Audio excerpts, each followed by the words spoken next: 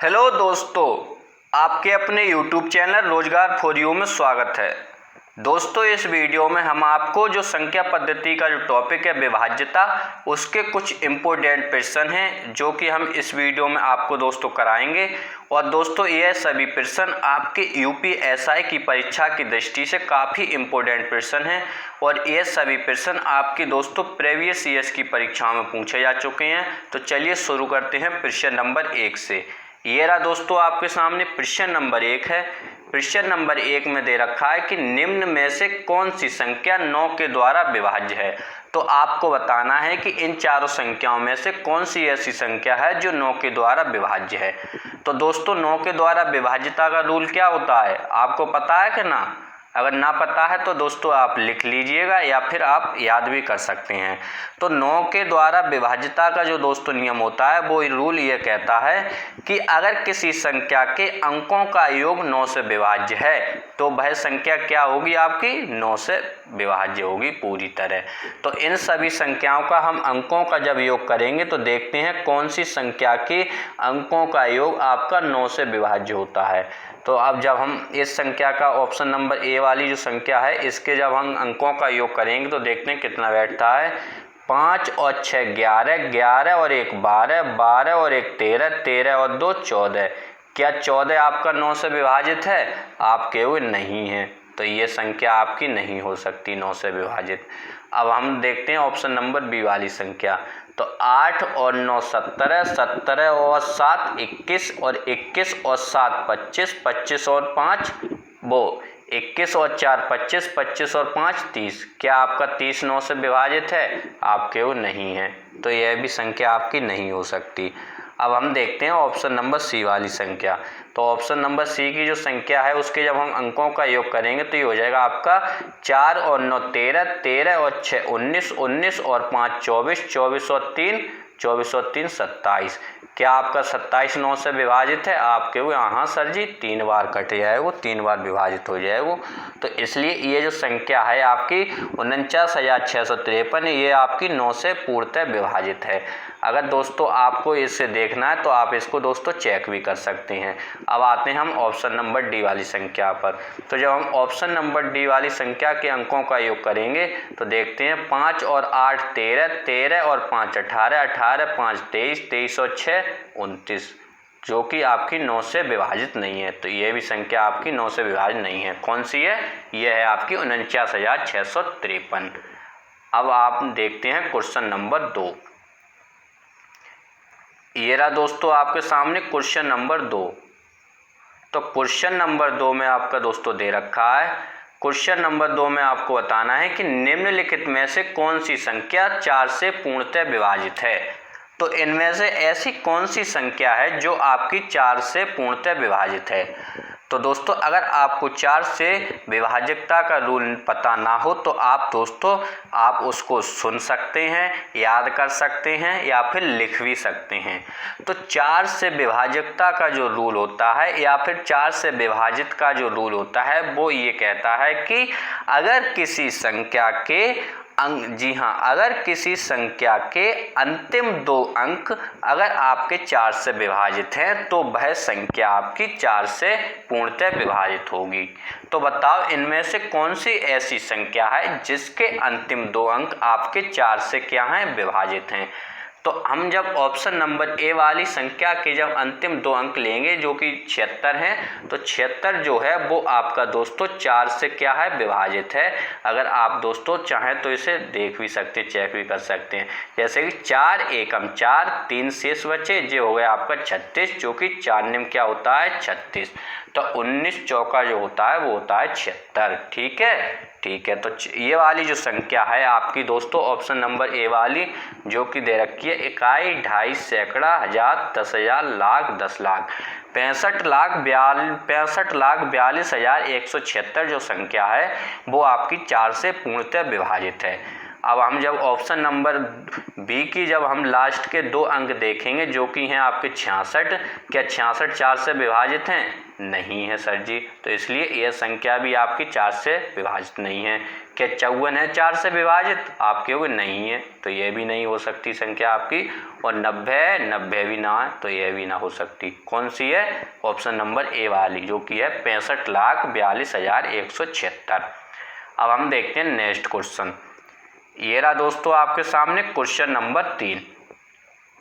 Question number 3 में दे रखा है कि किसी प्राकृत संख्या को, जी हाँ, किसी प्राकृत संख्या को 4, 5, 6 अथवा 7 से विभाजित करने पर प्रत्येक मामले में शेष 1 बचता है, वह सबसे छोटी संख्या कौन सी है? तो जब शेष 1 बचता है, कितना शेष बचता है? 1 शेष बचता है। तो आपको बताना है कि वह सबसे छोटी संख्या कौन सी है। तो सबसे पहले हम क्या करेंगे? 4, 5, 7, जी हाँ, 4, 5, 6 और 7 का क्या ले लेंगे हम? एलसीएम।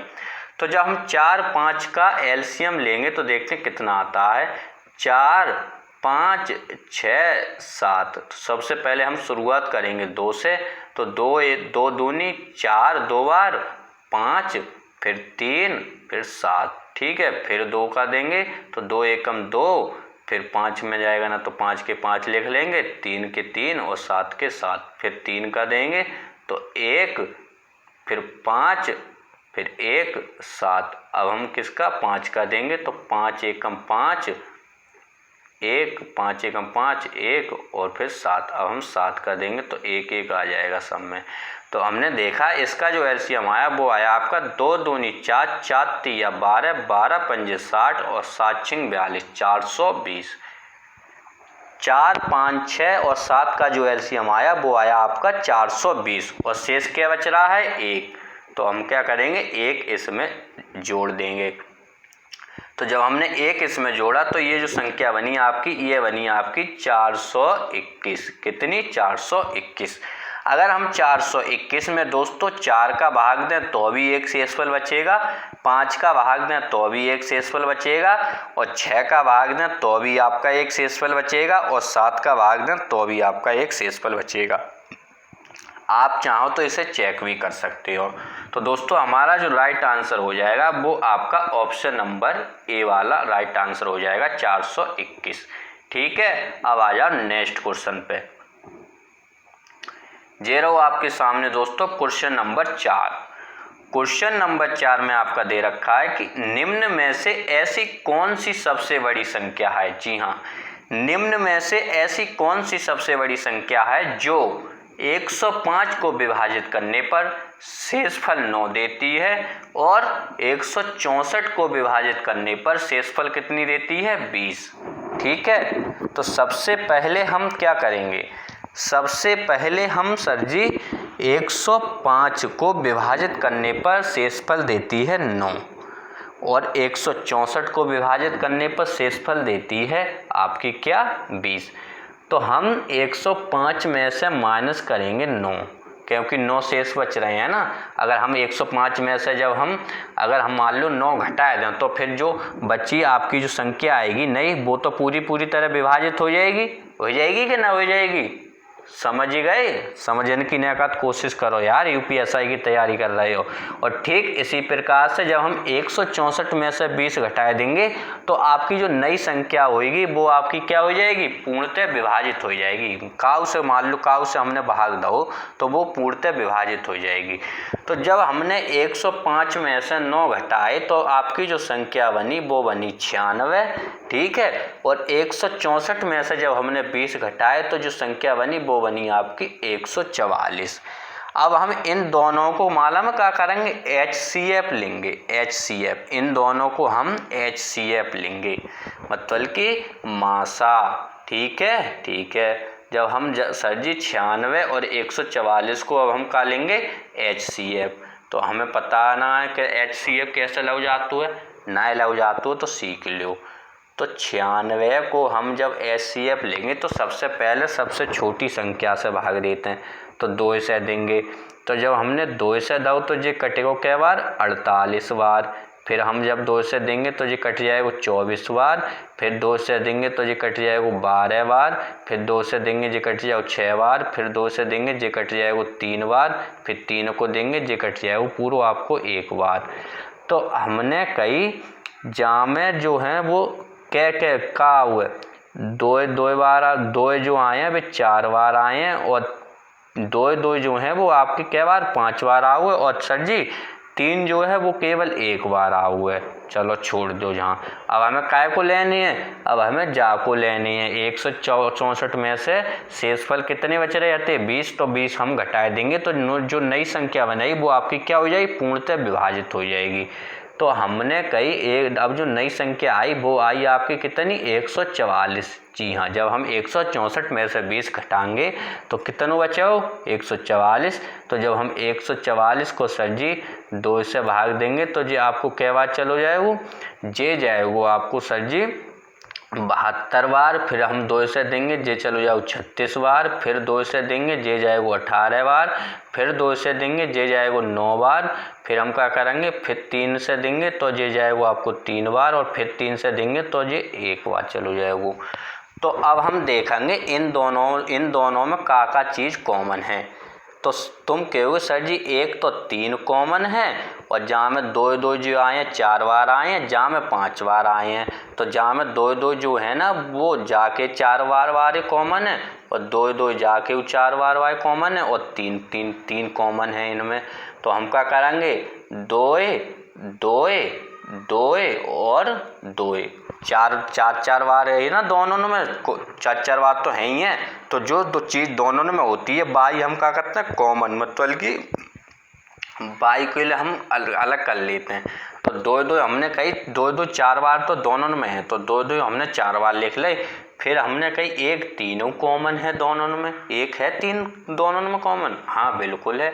बस अब इनको सर जी सबको गुणा कर दो, यही आएगा आपको का HCF आएगा दोनों संख्या को। जब हमने HCF देखो तो कितना आओ जे आओ आपको 2 दूनी 4, 4 दूनी 8, 8 दूनी 16, 16 तिया 48।